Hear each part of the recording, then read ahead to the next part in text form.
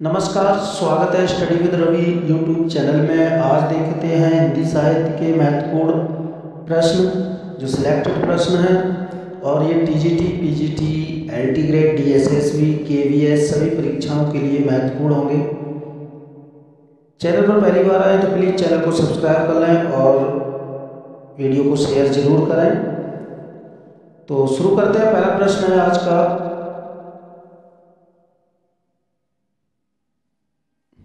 वितस्ता की लहरें किसका नाटक है? तो वितस्ता की लहरें ये नाटक है option number B, Lakshmi Narayan Mishra का। प्रश्न नंबर 2 है, रजत शिखर नाटक के लेखक कौन है? महत्वपूर्ण प्रश्न है, रजत शिखर नाटक के लेखक कौन है? तो इसका सही आंसर है ऑप्शन नंबर डी, सुमित्रा नंदन पंत। और इस नाटक का प्रकाशन वर्ष है 1952 ईस्वी। प्रश्न नंबर 3 है, पद्मावत की रचना शैली क्या है?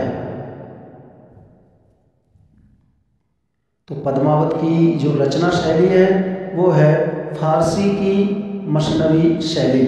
Option number D is right answer.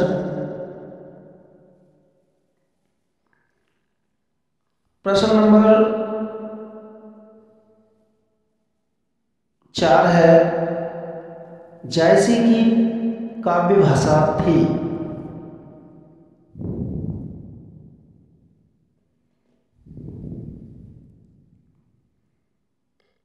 तो इसका सही आंसर है ऑप्शन नंबर ए, अवधि।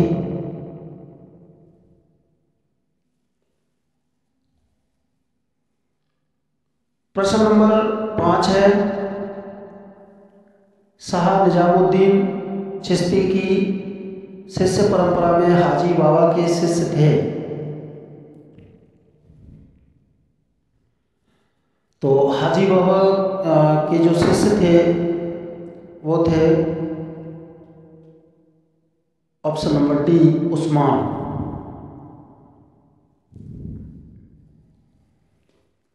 प्रश्न नंबर 6 है, इनमें से कौन सा कवि संत कवि नहीं है? तो इसका सही आंसर है option number D, Tulsidas. Tulsidas Ram भक्ति धारा के कवि हैं।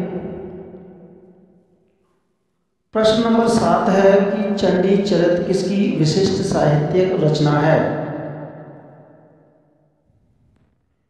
तो चंडी चरित ये विशिष्ट साहित्यिक रचना है, महत्वपूर्ण रचना है। और इस रचना के लेखक हैं ऑप्शन नंबर ए, गुरु गोविंद सिंह।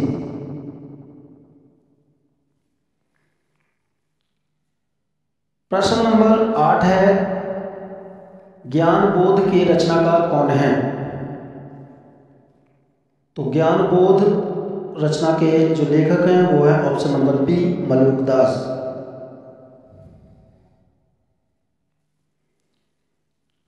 प्रश्न नंबर 9, राघव चेतन इनमें से किस सूफी काव्य का पात्र है? तो राघव चेतन जो है वो पद्मावत का पात्र है। Option number C is right answer. प्रश्न नंबर 10, रीतिकाल की रीति सिद्ध धारा काव्य धारा के कवि हैं? तो इनमें से बताना है कौन से रीति सिद्ध काव्य धारा के कवि हैं। तो इसका सही आंसर है ऑप्शन नंबर डी, बिहारी। प्रश्न नंबर 11, घनानंद की कृतियां किस भाषा में हैं? तो घनानंद की जो कृतियां हैं वो हैं ब्रज भाषा में। Option number C is right answer.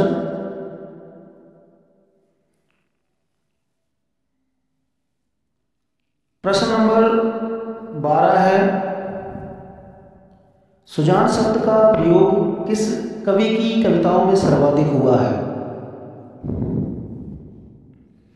तो सुजान शब्द का सबसे ज़्यादा जो प्रयोग हुआ है वो हुआ है घनानंद की कविताओं में। प्रश्न नंबर 13 है, गीति संग्रह के रचनाकार कौन हैं?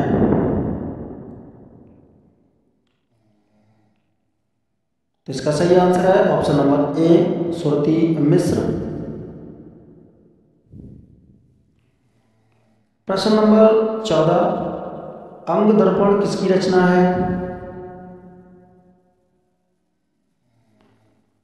इसका सही आंसर है ऑप्शन नंबर ए, रसलीन की रचना है ये अंग दर्पण।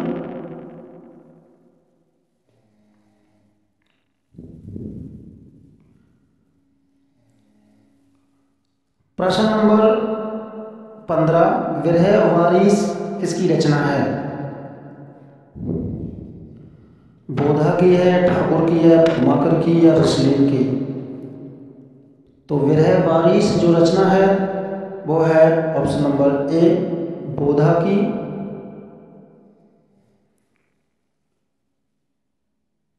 प्रश्न नंबर 16 है कि भारतेंद्र हरिश्चंद्र द्वारा संपादित पत्रिका का सही नाम है?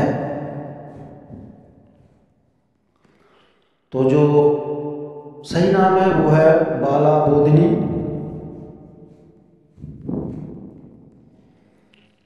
प्रश्न नंबर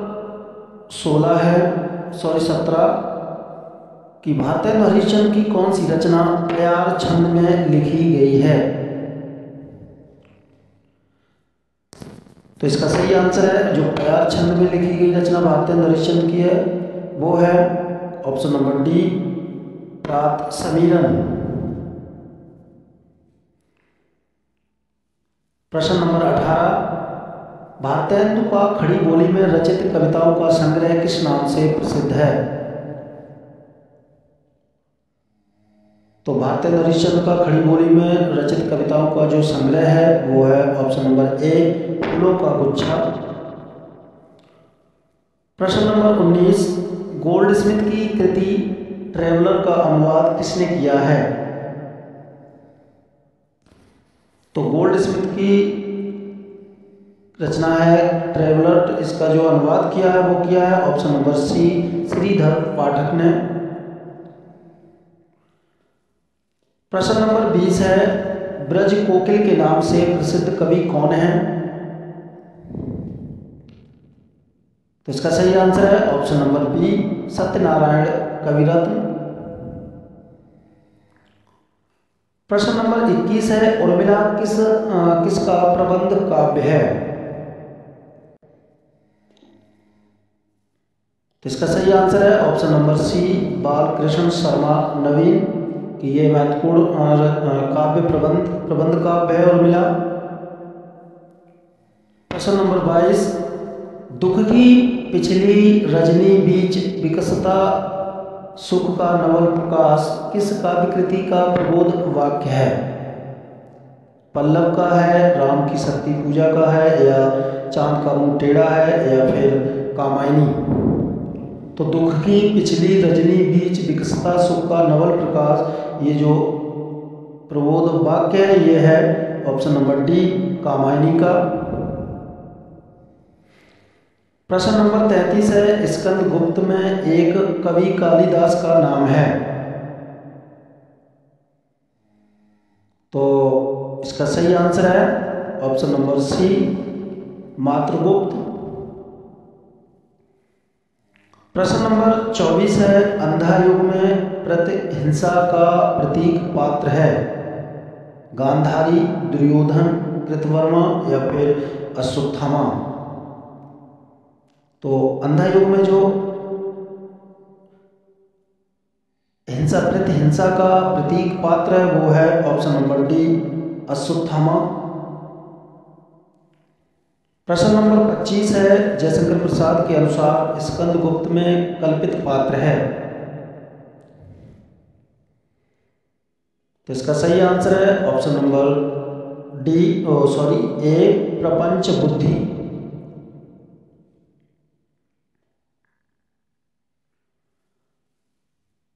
प्रश्न नंबर 26 है कि मोहन राकेश के अपूर्ण नाटक पैर तले की जमीन को किसने पूरा किया था? ये मोहन राकेश का अधूरा नाटक है और इसको जो पूरा किया था वो किया था ऑप्शन नंबर बी कमलेश्वर ने।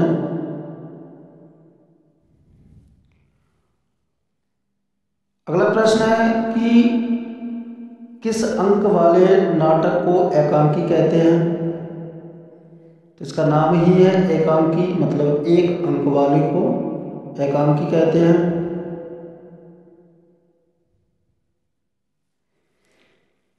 प्रश्न नंबर 28 है कि भारत दुर्दशा नाटक का प्रकाशन वर्ष है। तो भारत दुर्दशा ये भारतीय नरीशन का नाटक है और इसका जो प्रकाशन वर्ष है वो है 1880 ईस्वी। प्रश्न नंबर 29, दंतुल किस नाटक का पात्र है?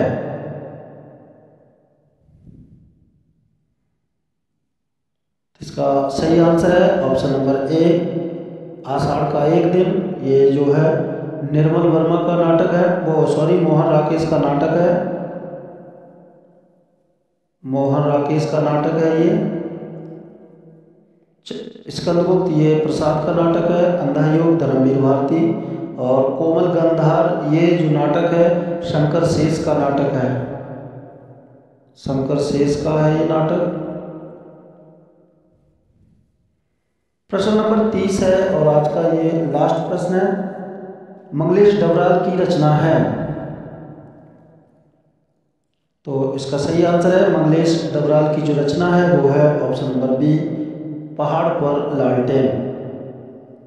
तो ये थे 30 महत्वपूर्ण प्रश्न अच्छे लगे तो प्लीज़ वीडियो को लाइक करें, शेयर करें और चैनल को सब्सक्राइब जरूर करें। Thank you.